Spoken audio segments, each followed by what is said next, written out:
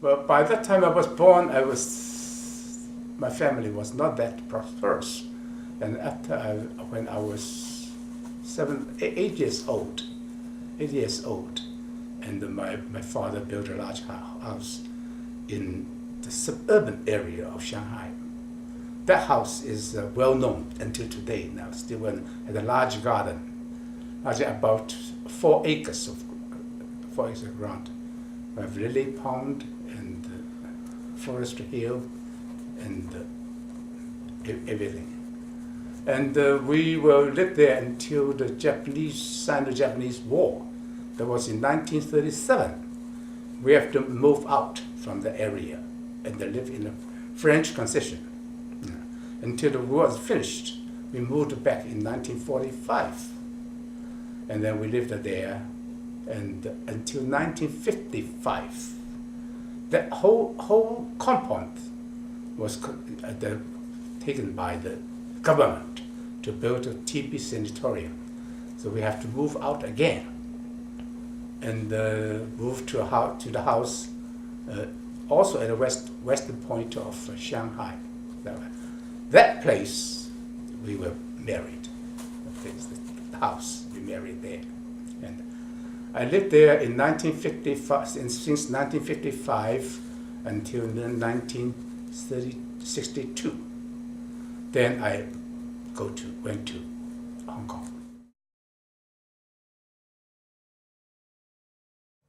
Actually, I have my kindergarten training and the primary school education in Chih, also the latest women's school. Then, after the second year, the boys were kicked out from the school. So I went to study in one of the school called Nanyang Mofan 学校, and educated there until I graduated from middle school. From primary school to middle school there, spent years there. And after the middle school, I studied in St. John's Medical School. That's it. Honestly, I don't like the Nanyang. Nanyang, this is totally Chinese style. These staffs, maybe you know they saw that people in Chinese long gong and put a cap, they call it a hat, with a little dip on that on the center. That's old man. This old man. This is against the tide. By that time, Shanghai is already very modernized, isn't it?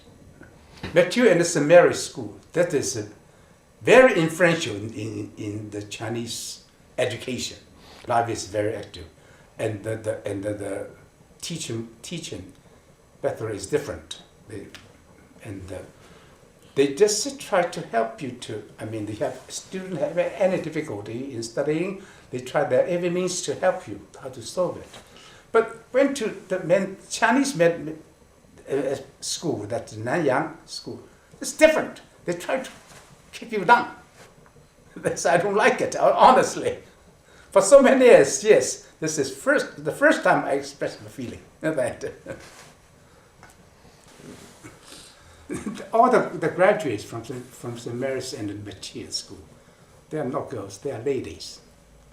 They're all ladies. Many of the famous people that were educated there, including my wife.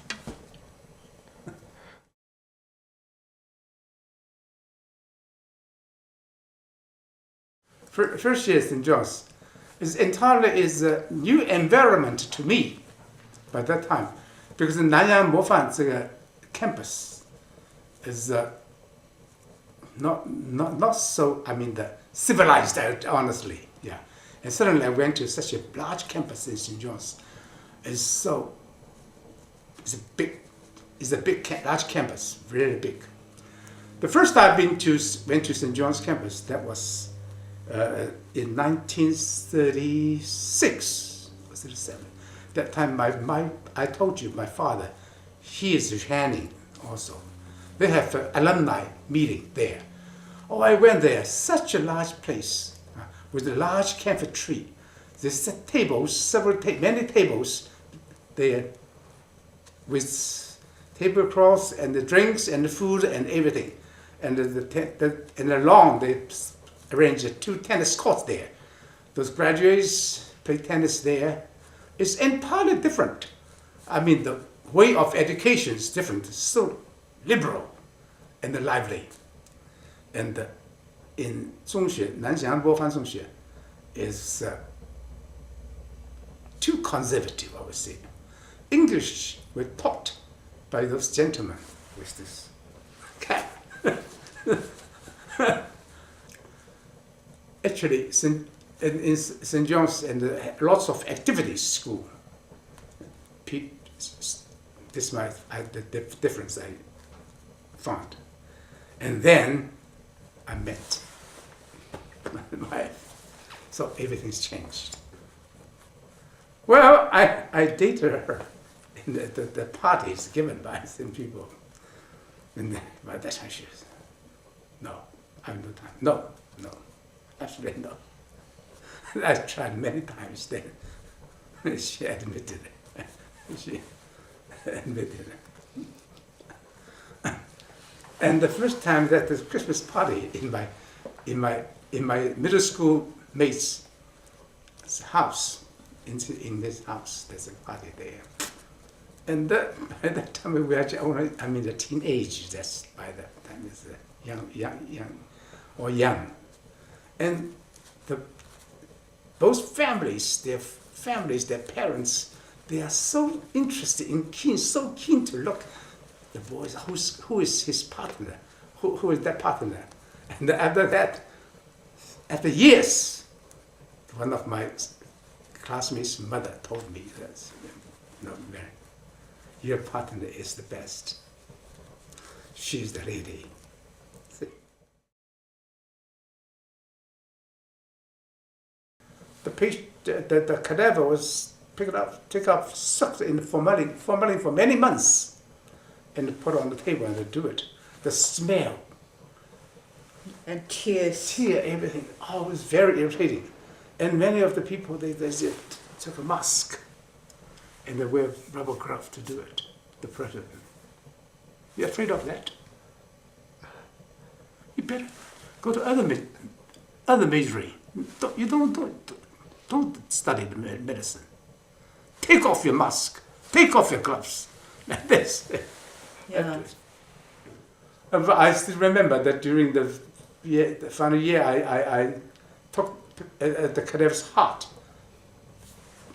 took it home and studied it, the tendons and all these things, and the valves and all these coronary vessels, and the skull, to take particularly school. I still, of course, now I quit from that. And before, I still have to review the skill many times, because the ear, nose, and throat field is very close to doing surgery on the skull. You have to know it.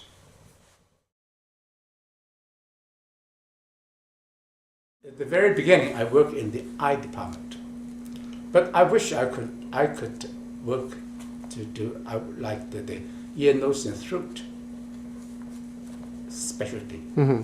So I asked for a transfer. Then I was transferred to the ear, nose, and throat department. And ear, nose, department, the department head, they liked me very much. Because for me, I really can work. Helpful. Yeah. And then, but by that time, eye department was extremely short of staff. They asked the pediatrician to want me to go back, and forced me to go back to eye department. And I fight for them. Well, I have no other choice by that time. And the ear, nose, and throat head come to see me. That's it. Would you give me a hand? Just help me every week 2 outpatient department sessions to come to help me. And you have any operation, any patient, any special patient, or any special your friend or relative has any ear, nose, throat problem, you want to do operation, I look after for you. I admit for you, you come to do it. This story was well known. Never happened in Hong Kong before. Never happened in Hong Kong before. So I worked in both departments, both units. Yeah. And then finally, I was transferred to nose and throat department. In that. I was in charge of the ear, nose department of Primary Hospital. First is a noble job. Is a respectable job. And second, you can help people. And by that time, in China, there's the routes and those factory, industrial, they have lots of trouble in this. And the doctor, the self-employed service. They need you. That's why I want to take medical science. Because when I was very young in St. Mary's Hall, I learned doctors can help people save the poor, save the sickness. So that's my ambition. When you write Chinese, what you call composition, Chinese composition. What's your ambition? So in the primary school, I wrote, my ambition is to become a doctor to save the poor. I wanted to go to the country to open a hospital to help the poor people. After graduation from the St. John's, and actually the last year we spent in the Shanghai Second Medical College, and now it became the Second Medical University, and now it's combined to Jiao Tong Daxue. I had my internship in the first municipal hospital in Shanghai as a radiologist. And later on, it's the general distribution. They sent me to Zhenjiang, a city nearby Yangtze, between Yangtze and Nanjing. So, but I didn't go. I worked a few years in a polyclinic as a radiologist. And in 1962, lots of, before Cultural Revolution is great leap forward. 1962, I left Hong Kong, left Shanghai. 反右派, and I stopped working. Then he left in 1962. So I waited 5 years. I applied 18 times for a permit to go to Hong Kong. So the last time that was after the Cultural Revolution, I got the permit. So I went to Hong Kong with my son. By that time, my son was 11 years old. I think after I left Shanghai, the Cultural Revolution became worse. Went mad. Became worse. So I stayed 1 year at home in Hong Kong. So the next year I found a job in Hong Kong U. The Hong Kong U, the Queen Mary Hospital, they don't like lady staff in the radiologist. They're afraid you'll get pregnant or physically not very strong. So I got a job in the pathology department. I entered the department in 1968. And then after 2 years, the WHO, the World Health Organization, offered Hong Kong U a post to open a section of cytopathology. Cytopathology is a branch to study the cells. Pathology is a study of the tissue. So my professor thought that should be very suitable for me, because by that time I was already 40. And he said, it's difficult for women to learn new things after 40, and he thought cytopathology would be a good branch, good specialty for me to take. So he suggested I should get this fellowship. So I spent 1 year in New York. I entered the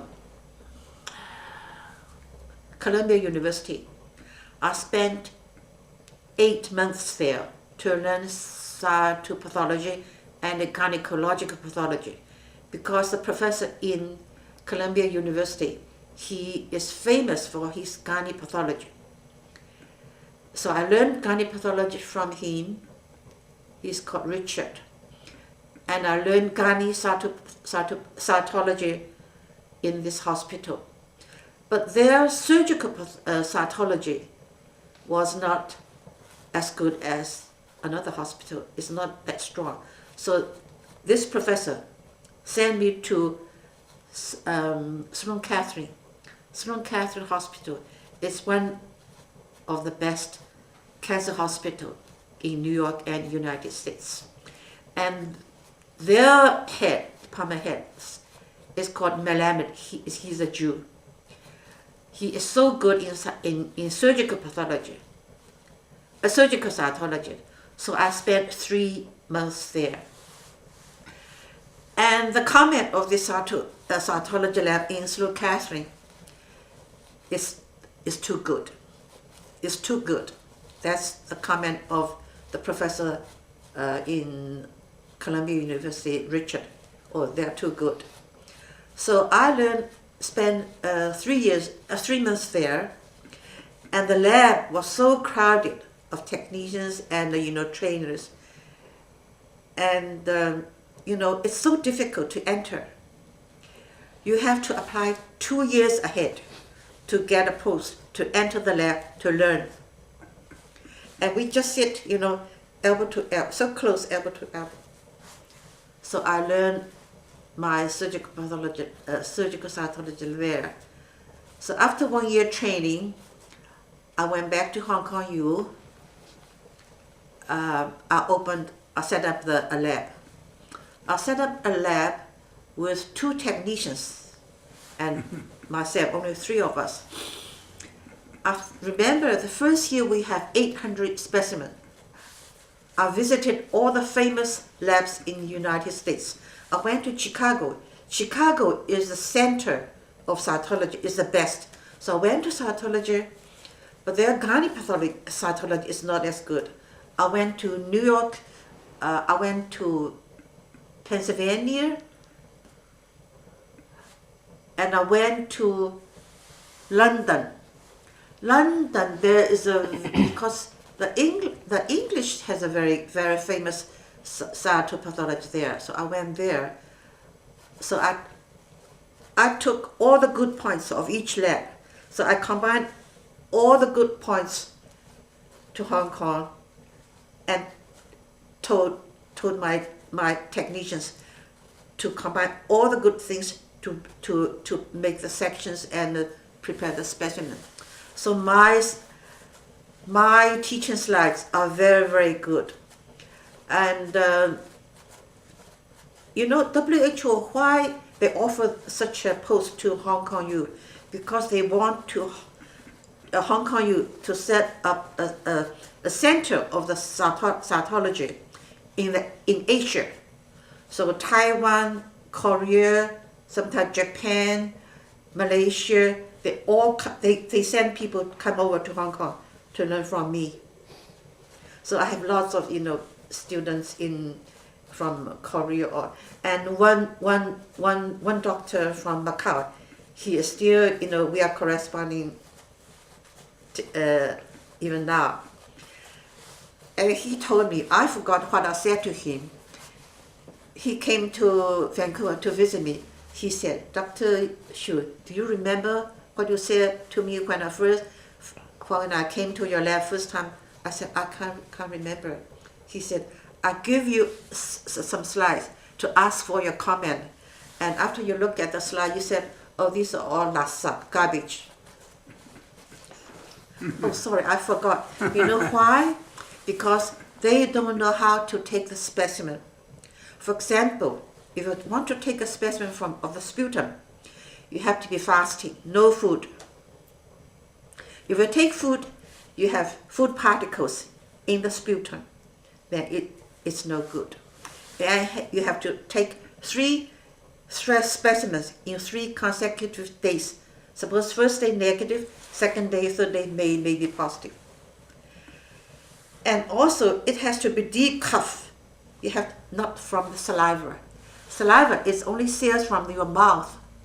Deep cough, you have the cells from your bronchus. You can detect the cancer cells. So all the specimens from Macau, those slides show saliva and food particles. So I look, oh, that's garbage. It's not sputum. So he learned from me. Now he became a good cytopathologist. So I was the pioneer in cytology, also the pioneer in finding the aspiration. And for that reason, my professor in Hong Kong, Europe, recommended me to be a member of the Royal College of United Britain. So I was recommended by my professor and became a member of the Royal College of Pathology. People took 5 years to finish exam part 1 and part 2. It should take 5 years, but I got the honor degree for my pioneer and work and my contribution to Hong Kong.